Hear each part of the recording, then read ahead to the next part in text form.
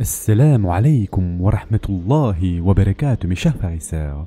Aujourd'hui, Inch'Allah, nous allons parler du quatrième fondement, c'est-à-dire l'imploration d'Allah Azza wa Jal. C'est un très vaste sujet, mais nous allons essayer de le résumer en un épisode, Inch'Allah. Mes chers frères et sœurs en islam, comme vous le savez tous, la nation islamique souffre aujourd'hui de faiblesse et subit des attaques atroces des ennemis qui usurpent ses terres et exploitent ses ressources. Elle n'a aucune arme matérielle pour leur faire face, elle ne possède que la foi en Allah Azza wa Jal et la confiance en lui. Dans un hadith, le prophète sallallahu alayhi wa sallam a montré que l'imploration est l'arme du croyant et son abri. Et en effet, le prophète sallallahu alayhi wa sallam dit « L'imploration est l'arme du croyant, le pilier de la religion et la lumière des cieux et de la terre. » Et ce hadith a été rapporté par le Hakim. Il est recommandé aux croyants donc de s'attacher aux implorations dans l'aisance pour qu'Allah Azza wa Jal lui réponde dans la gêne. Et en effet, le prophète sallallahu alayhi wa sallam a dit « Quiconque veut être répondu en cas de gêne et de catastrophe, qu'il implore Allah dans l'aisance. » Citons aussi ce hadith dans lequel le prophète sallallahu alayhi wa sallam a dit « Retourne à lui, c'est-à-dire à Allah, en cas d'aisance, et tu le retrouveras en cas de gêne. » Et ce hadith aussi a été rapporté par le Hakim. Donc, l'imploration, en plus d'être importante et recommandée, est aussi signe de sincérité du serviteur et de son attachement à Allah subhanahu wa ta'ala. Ce serviteur jouira alors de paix intérieure, de tranquillité et de raffermissement en cas de catastrophe et de gêne. Mes chers frères et sœurs en islam, selon Saad ibn Abi Waqqas radiyallahu anhu, le prophète sallallahu alayhi wa sallam a dit « L'imploration de Dhunnun, alors qu'il était dans le ventre du poisson, pas de divinité à part toi, pureté à toi, j'ai été vraiment du nombre des injustes, aucun musulman ne l'utilise dans son imploration sans qu'Allah ne lui réponde. » Et ce hadith a été rapporté par le Hakim.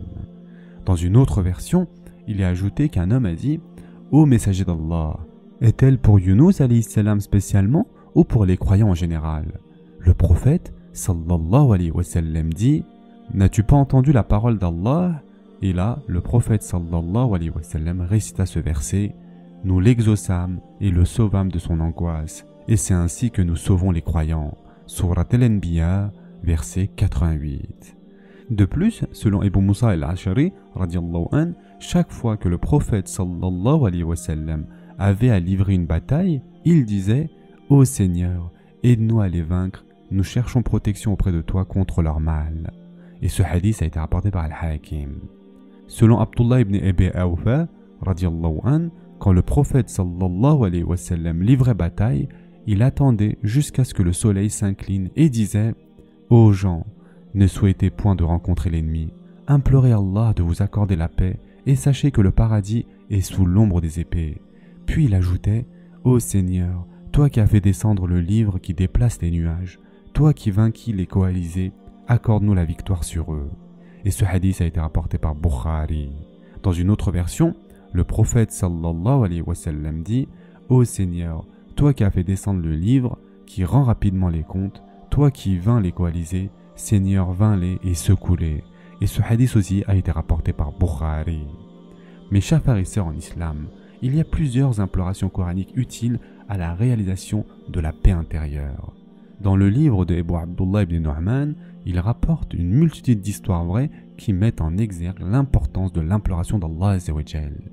Quand Al-Aziz Billah, c'est-à-dire aussi appelé Abu Mansour, le calife fatimide d'Égypte, chiite corrompu, incarcéra Al-Sharif ibn Tabatiba, ce dernier, une fois la nuit tombée, vit le prophète sallallahu alayhi wa sallam en songe. Le prophète lui dit dans son rêve « Al-Aziz t'a mis en prison ?»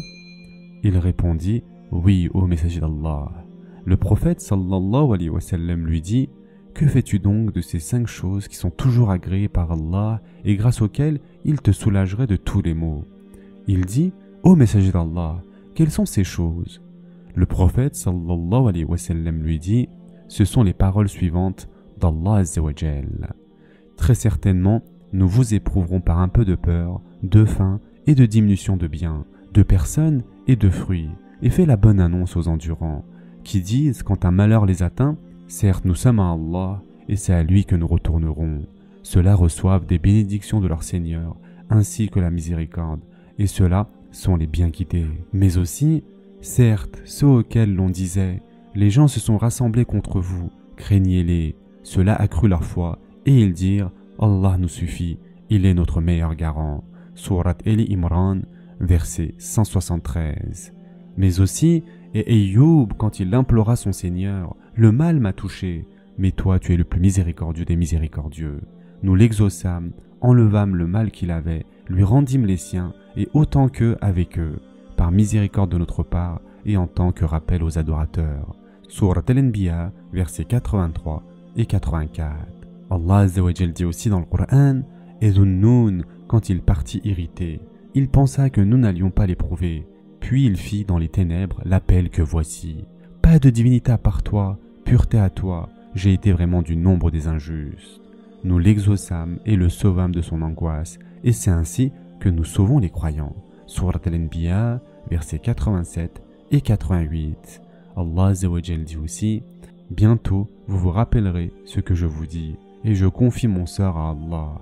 Allah est certes clairvoyant sur les serviteurs. » Allah donc le protégea des méfaits de leur ruse, alors que le pire châtiment cerna les gens de Pharaon. Sourate Ghafir, versets 44 et 45. Al-Sharif ibn Thabit a dit « Je me réveillais tout en ayant ces versets en mémoire, et le matin, on me libéra. Je sus alors que je devais ma liberté à la bénédiction de ces 5 versets. » Dans ce sens, Ja'far ibn Muhammad al-Sadiq, il s'agit d'un grand savant, dit « Je suis étonné par tout malade qui omet de dire « Et Ayoub, quand il implora son Seigneur, le mal m'a touché, mais toi tu es le plus miséricordieux des miséricordieux. » Sourate Al-Anbiya, verset 83. Alors qu'Allah Azza wa Jal dit en réponse à cette invocation, nous l'exaucâmes, enlevâmes le mal qu'il avait, lui rendîmes les siens, et autant qu'eux avec eux, par miséricorde de notre part, et en tant que rappel aux adorateurs. Sourate Al-Anbiya, verset 84. Je suis étonné par toute personne qui a des chagrins et omet de dire « Pas de divinité à part toi, pureté à toi, j'ai été vraiment du nombre des injustes. » Sourate Al-Anbiya, verset 87. Alors qu'Allah Azza wa Jal répond à cette invocation en ces termes, nous l'exaucâmes et le sauvâmes de son angoisse, et c'est ainsi que nous sauvons les croyants. Sourate Al-Anbiya, verset 88. Je suis étonné par quiconque éprouve la peur et omet de dire « Allah nous suffit, il est notre meilleur garant. » Alors que la réponse d'Allah à cette invocation est « Ils revinrent donc avec un bienfait de la part d'Allah et une grâce. Nul mal ne les toucha, et ils suivirent ce qui satisfait Allah. Et Allah est détenteur d'une grâce immense. » Sourate Ali Imran, verset 174. Je suis étonné par toute personne qui est victime de complot et qui omet de dire « Bientôt, vous vous rappellerez ce que je vous dis, et je confie mon sort à Allah. » Allah est certes clairvoyant sur les serviteurs. Sourate Ghafir, verset 44. Alors qu'Allah Azza wa Jal répond à cette invocation en ces termes. Allah donc le protégea des méfaits de leur ruse, alors que le pire châtiment cerna les gens de Pharaon. Sourate Ghafir, verset 45.